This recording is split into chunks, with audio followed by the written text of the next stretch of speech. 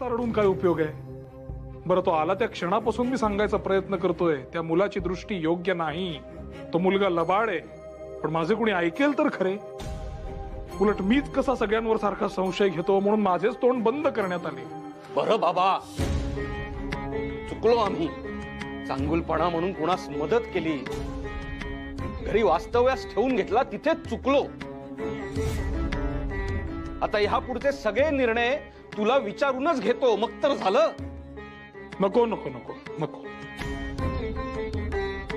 बरं का, उलट आत्ता जे घडले त्यातून आपण शिकलो तर बरे. रडत बसलेत आत्ता.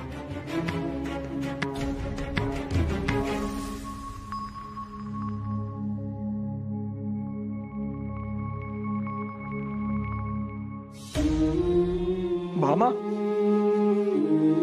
काय करतेस? किती वेळा सांगायचे, मला असं पायाला स्पर्श केलेला आवडत नाही. चुकले हो माझे. काय केले म्हणजे तुमचा विश्वास बसेल? ज्यासाठी तो दागिना नव्हता, तुमच्या आईंची अमूल्य आठवण होती. आणि माझ्यामुळे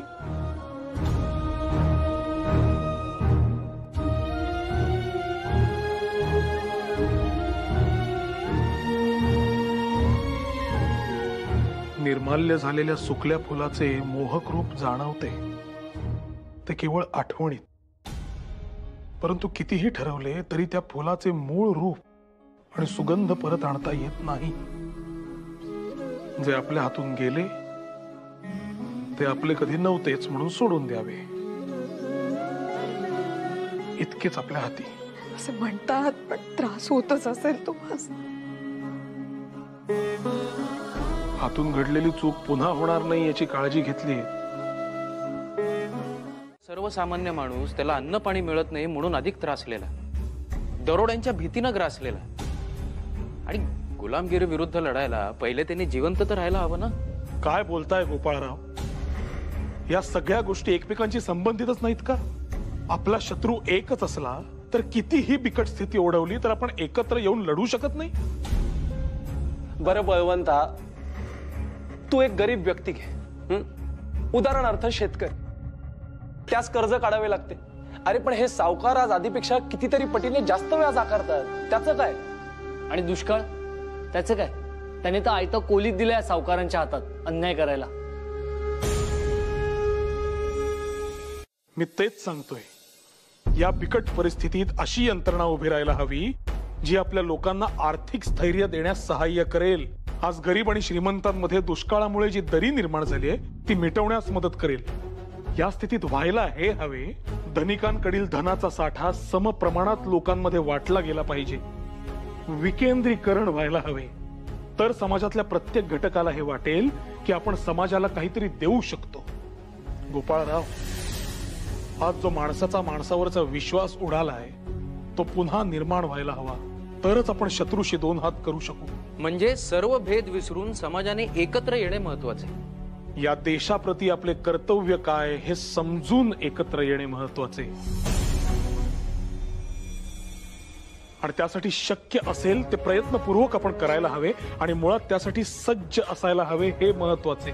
दुष्काळ, दरोडे हे सारे येतील जातील, पण हे ब्रिटिश रूपी वादळ, त्यांचा बिमोड व्हायलाच पाहिजे. म्हणजे थोडक्यात प्रत्येकाने सशस्त्र व्हायचे का? अरे पण आपण आहोत कोण? विद्यार्थी ना. आपलं कर्तव्य काय? शिक्षण घ्यायचं. कशाला उगाच नको त्या गोष्टींमध्ये लक्ष घालायचं. बरोबर. सर्वप्रथम आपण या मातीचे लेकरे आहोत. आणि जरी माती आपल्याकडून बलिदानाची अपेक्षा करत असेल तर आपण ते करायला हवे. शेवटच्या श्वासापर्यंत आपण लढायला हवं. अगदी कुठलाही मार्ग निवडावा लागला तरीही. मान्य. पण बळवंता, आपण लढा देण्यासाठी मुळात आपण जिवंत राहणं महत्वाचं ना. आपणच जिवंत नसू तर लढा कसा देणार? आणि त्यासाठी आधी आपल्याला स्वतःला वाचवता आलं पाहिजे. बरं चल, मी म्हणतो आपण इथे त्या गोऱ्यांविरुद्ध कट रचतो. आणि तेवढ्यात इथे ते ब्रिटिशांचे सोजीर आले तर त्यांच्या हाती शस्त्र आहेत आणि आपण निशस्त्र. अहो, पळून जाणं राहिलं बाजूला, एका क्षणात नाहीसं व्हावं लागेल. त्याचं काय कराल? व्हायचं नाही सौ या दुष्काळात 13वा मास म्हणजे त्या लॉर्ड लिटन शासकीय तिजोरीवर तणाव कमी व्हावा म्हणून अधिक सारा आकारायला सुरुवात केली. अत्याचार तर वाढतच चाललेत. आजच बातमी आली, सगळी परिस्थिती बिकट आहे. कधी कधी मला वाटते फडके गुरुजी जो मार्ग अवलंबतात तो अतिशय योग्य आहे. एखाद्या पीडितास तुम्ही इतके नामोहरम करता, त्यास इतके छळता की त्याच्या आतला उद्रेक सशस्त्र क्रांतीच्या रूपानं बाहेर पडतो. या इंग्रजांना याच भाषेत उत्तर द्यायला हवे.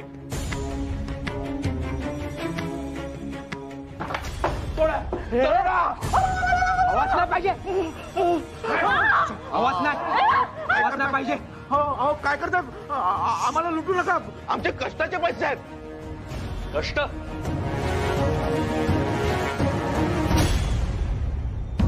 कसले कष्ट? गोरगरिबांना लुटण्याचे कष्ट का शेतकऱ्यांच्या जागा लुबाडण्याचे कष्ट का त्या इंग्रजांचे तळवे चाटण्याचे कष्ट? जे काही तू स्वतःच्या खर्चात घातलंयस ना ते तुझ्या मालकीचं नाहीये, ते ज्यांच्या मालकीचं आहे त्यांना ते परत मिळवून देण्यासाठी आम्ही इथे आलोय. एक चकार शब्द काढू नका, आता दोघही नाहीतर इथेच गोळ्या घालेन.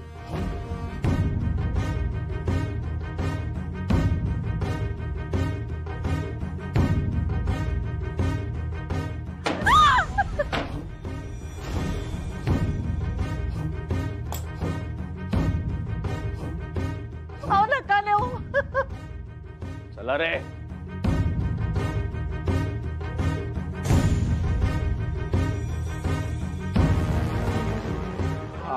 नको नका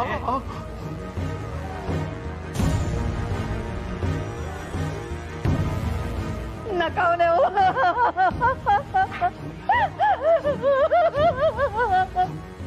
नका नेऊ, आम्ही रस्त्यावर येऊ. सोडा आम्हाला. काय सोडा? सोडा. गुमान तिथे समोर जाऊन उभे राहा. वर स्त्री माते समान आहे आमच्यासाठी. प्रत्येक स्त्रीचा आम्ही आदरच करतो. त्या असल्या कौरवाच्या नावचं कुंकू कपाळी लावण्यात कसला आलाय भूषण? त्यांचं घर रिकामं करा रे. तुमच्या अंगावरचे सर्व सोन्याचे दागिने गुमान यांच्या हवाले करा. हो नको नको.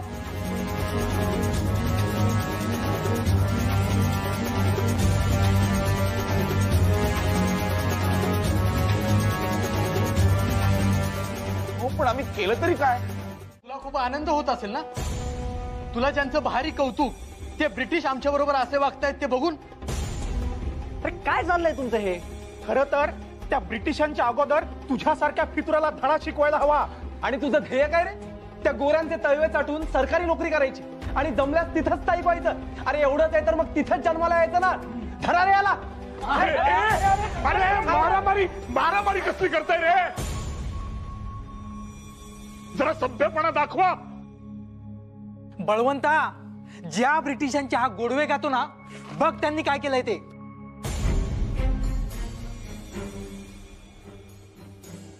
Press act? ब्रिटिशांनी प्रेस ऍक्ट लागू केलाय आपल्यावर. नाहीतर काय? याचा अर्थ कळतो ना?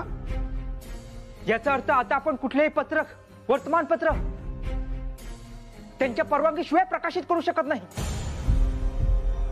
त्यांच्या मान्यतेशिवाय आता आपण काहीही बोलू शकत नाही. नुसती गळचेपी आहे. गोऱ्यांच्या अगोदर ह्याच्यासारख्या मुलांना अद्दल घडवायला हवी. हो, याला इथून हाकलून द्यायला हवे. हो, हाकलून तुम्हाला दिले पाहिजे, पण जमले तर मोठ्यात तुमचे विसर्जन केले पाहिजे. संताप कुणाला येत नाही, सगळ्यांना येतो. पण म्हणून तो व्यक्त कुणावर करावा? या आपल्या मित्रावर. आणि तो देखील हा असा. आणि तो उघडपणे सांगतोय त्याला विलायतेत जायचे आहे, त्याला सरकारी नोकरी करायची आहे, म्हणून तुम्ही त्याला देशद्रोही ठरवून टाकले. कालपर्यंत मित्र नव्हता आपला आणि आज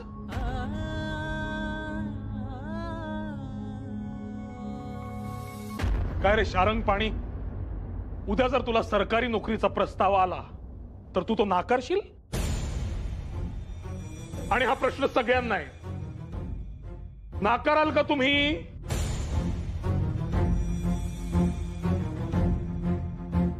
आज ही प्रेस ऍक्टची घटना घडली म्हणून आपण पेटून उठलो,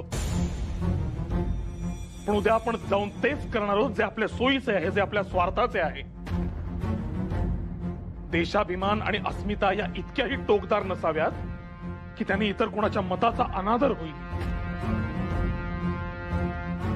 आणि हे असे 4 भिंतीन आड राहून राणीचे चित्र फाडण्यात कोणताही पुरुषार्थ नाही. क्रांती घडवायचीच असेल तर दिवसा ढवळ्या उघडपणे शत्रूशी 2 हात करायचं सामर्थ्य दाखवा. बळवंता, आम्हास उपदेश करून झाले असतील तर माझ्या एका प्रश्नाचे उत्तर दे. आणि आमच्या मातुश्री तिने शपथ घातली मला, म्हणाली यापुढे असे नको ते निर्णय घेणार नाहीस असं वचन दे. मातुश्रीच्या पुढे नमतं घेतलं आणि सगळं आयुष्य सरलं संसारातच. पण मामनजी,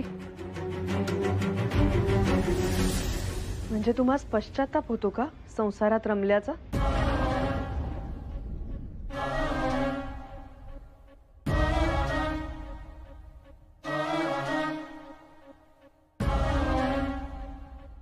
अगं पश्चात्ताप असा नाही,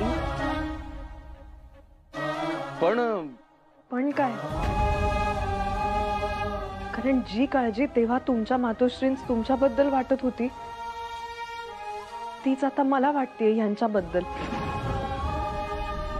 हे देखील तिन्ही त्रिकाळ असंच तर बोलत असतात, देशासाठी अमुक करायचंय तमुक करायचंय, सदान कदा त्या गोऱ्यांशी वाद घालत असतात. मला तर असे वाटते उद्या जरी मी अशी शपथ दिली तरी ते माझे ऐकतील का नाही. अगं भामे, आपला बाळ इतकाही कोरडा नाहीये ग. त्यास आपली माणसं, आपलं घर याबद्दल जाण आहे, भान आहे. भामनजी, खरेच सांगा ना, तुम्हाला खरोखरच पश्चाताप होतो इथे थांबल्याचा?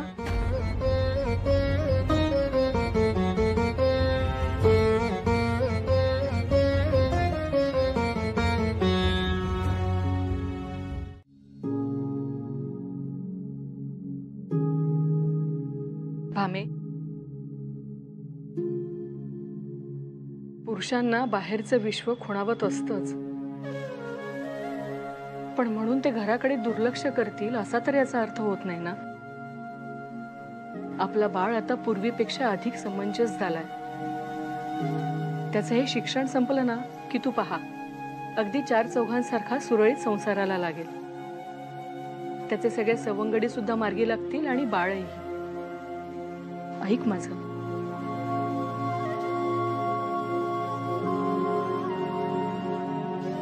मी सुद्धा हेच स्वप्न पाहत असते हो. पण नाही असं झालं तर?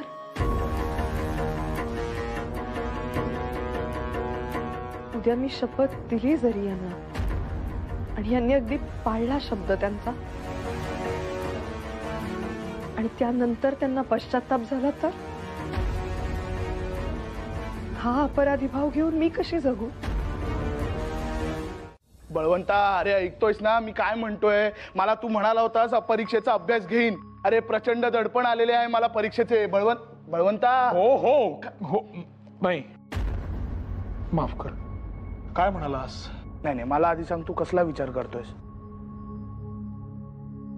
ते परांजपेने मला काल जो प्रश्न विचारला त्याचा विचार करतोय. निरुत्तर झालो मी काल. रात्रभर त्याच गोष्टीचा विचार करतोय, अजूनही माझ्याकडे उत्तर नाही. अरे तू त्या परांजपेचं बोलणं कुठे मनावर घेतोस? त्या तापलेल्या वातावरणात तो काही बाई बोलून गेला. आणि आपली मुलं कशी आहेत माहितीये का? ज्या दिशेस वारा वाहील त्या दिशेस त्यांचे विचार वाहतात. आणि बळवंता, मी तुला काय आज ओळखतो का? मला सगळं माहिती आहे. आणि तू काल त्यांना योग्य त्या शब्दात फटकारलंय, त्याची गरजच होती. बरं, आज गोपाळराव कुठे दिसत नाहीत? अरे बहुतेक त्या आजारी आहेत. हो, अरे मनोहर सांगत होता काल रात्री त्यांच्या खोलीतनं सतत खोकल्याची उबळ ऐकू येत होती. उबळ? मला जायला हवे. तू थांब किंवा काम कर. तू हो पुढे. मी आलो. अरे बळवंत,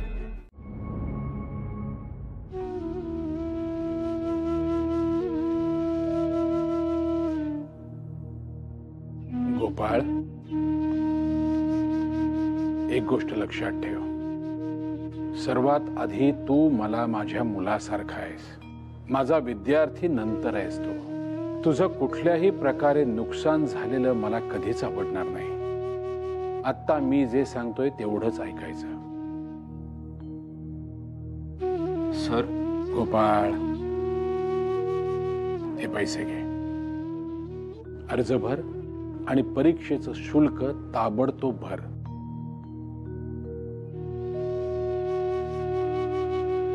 आणि तुर्तास नाटक बाजूला ठेवायचं आणि संपूर्ण लक्ष फक्त आणि फक्त अभ्यासावर केंद्रित करायचं. काय? सर येतो. ये.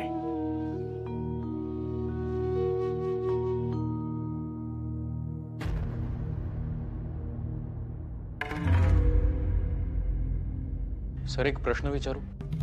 जरूर. या प्रकरणाबद्दल बळवंतरावांनी तुम्हाला सांगितलं? महत्वाचे काय आहे? प्रश्न कसा समजला हे महत्वाचे आहे की उत्तर मिळाले हे महत्वाचे आहे? मला माझ्या प्रश्नाचं उत्तर मिळालं सर.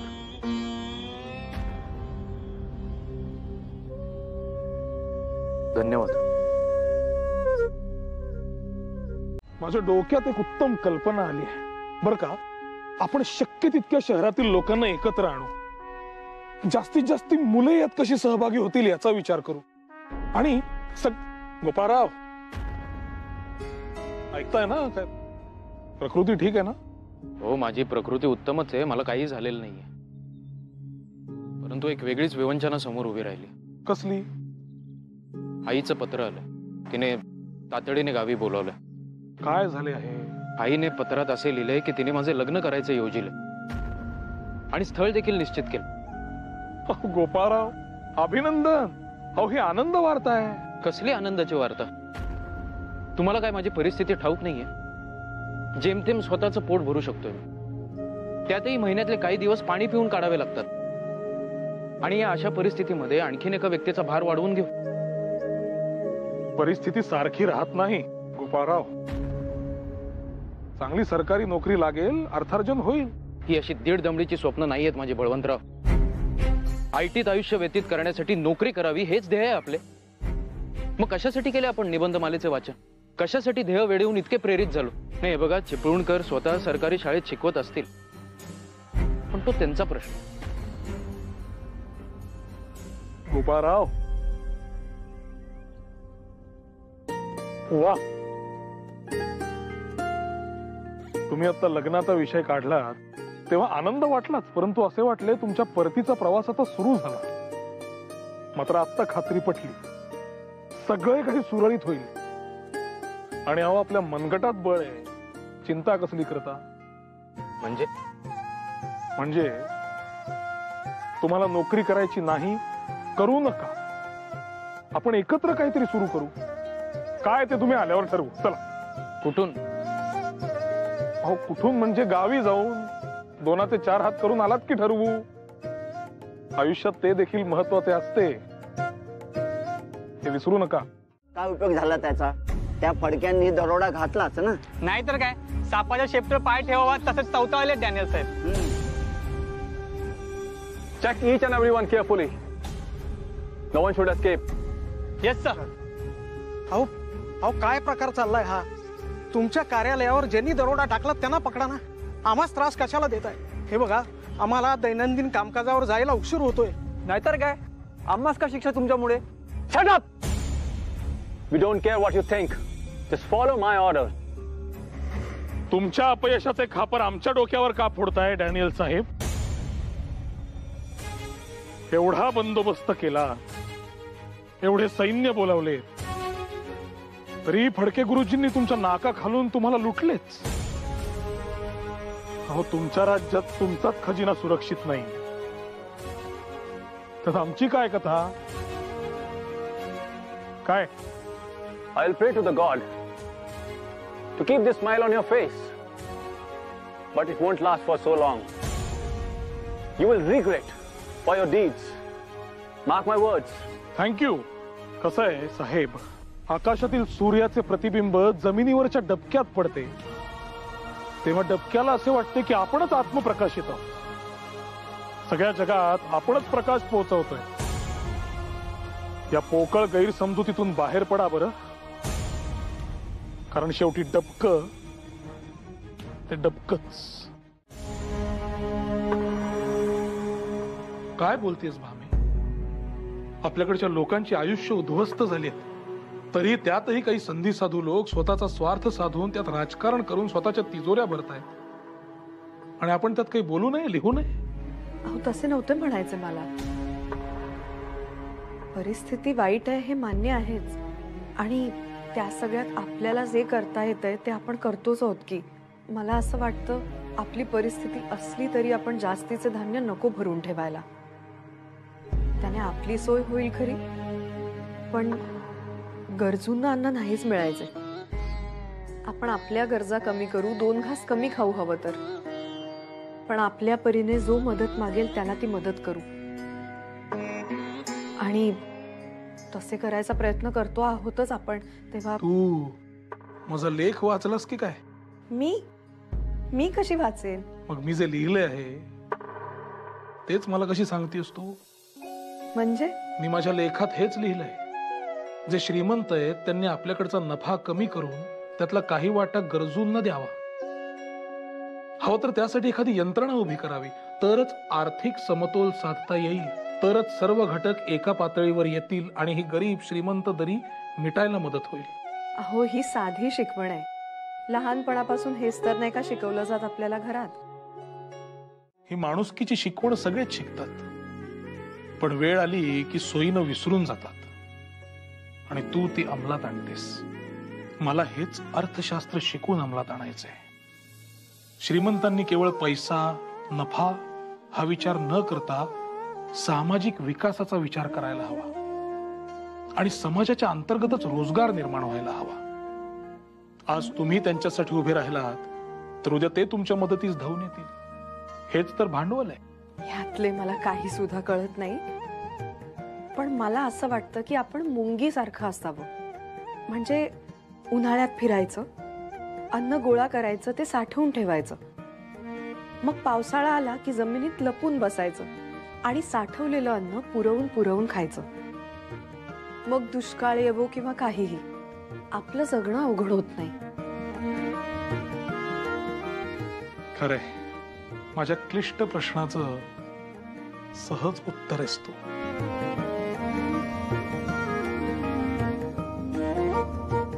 आधुनिक बँकिंग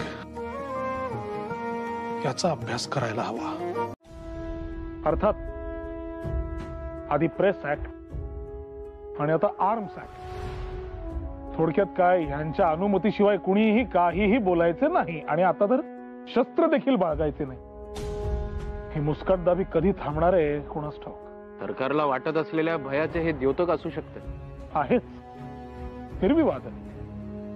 म्हणूनच तर ते आपली गळचेपी करतायत. हो, शस्त्र आपल्यासाठी किती महत्वाची आहे. मराठ्यांनी अखंड साम्राज्य हे शौर्य आणि शस्त्राच्या सहाय्याने उभं केलं. बरं, विजयादशमीला आपण त्याचीच पूजा करतो ना? नाही, स्वतःचं सामर्थ्य टिकवण्यासाठी शस्त्र आवश्यक असतातच, परंतु त्याचा संबंध येतो तो सत्ता गाजवण्यासाठी, हिंसा करण्याशी. आणि एक सत्ता जाऊन दुसरी सत्ता जरी आली तरी त्यात भरडली जाते ती जनताच.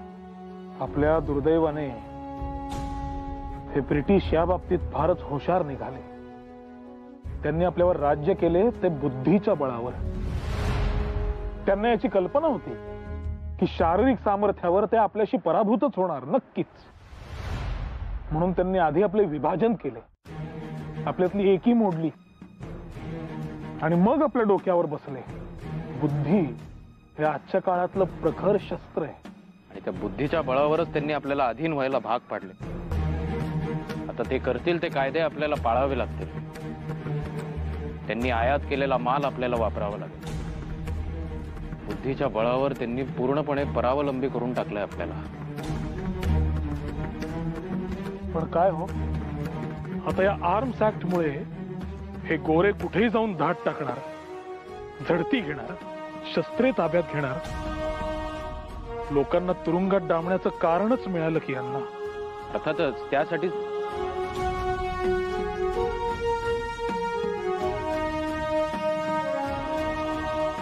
फडक्यांची तालीम.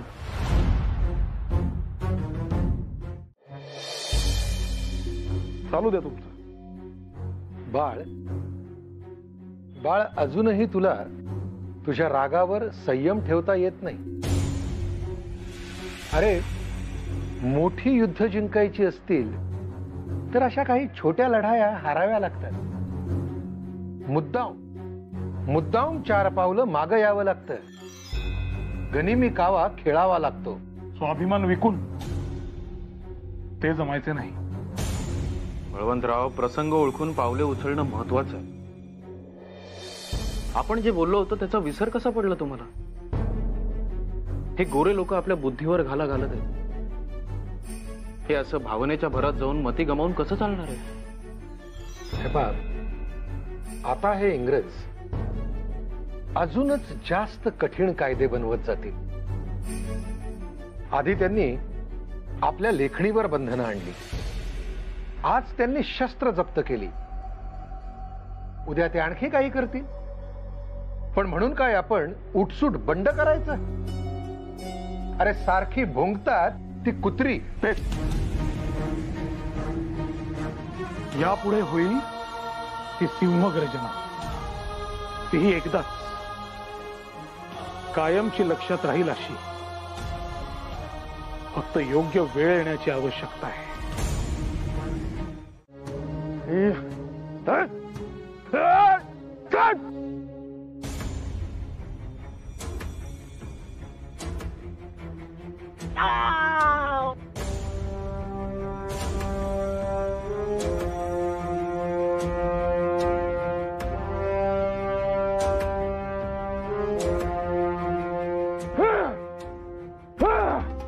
ऐका हो, ऐका, सर्वांनी ऐका. ब्रिटिश सरकारच्या विरोधात बंड करण्याचा कट आखला जातोय. ही आणि अशी देशद्रोही मंडळी सरकारच्या विरोधात जात आहेत आणि स्वतःला क्रांतिकारी समजत आहे. हो,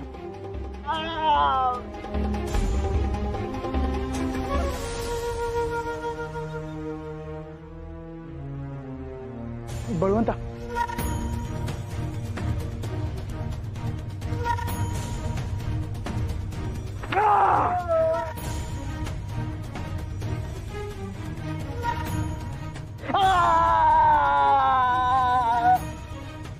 विनायक,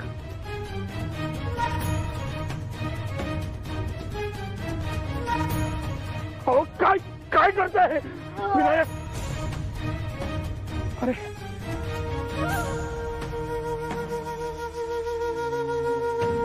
थांबवा आता हे जुलूम.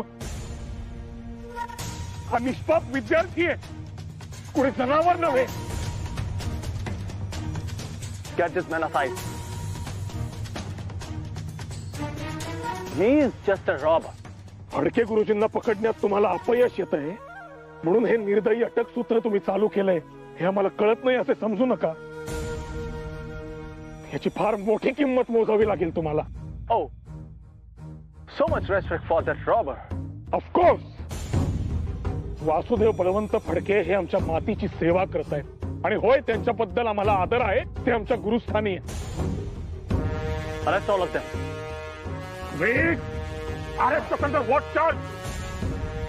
सामान्य अशिक्षित माणसांना तुम्ही वाटेल ती कारणं काढून गजाआड टाकाल देखील, परंतु जो मनुष्य तुमचा कायदा शिकतोय त्याच्याशी तरी भान ठेवून बोला. आमच्या विरुद्ध नखा इतका तरी पुरावा आहे तुमच्याकडे? You are influencing these people against us. आम्ही असे कुठलेही कृत्य करत नाही आहोत. उलट या दुष्काळामध्ये लोकांची मदत करतो. Exactly. That's what I am saying. You are using this drought situation as a tool to influence these people against the government. I want you and you all.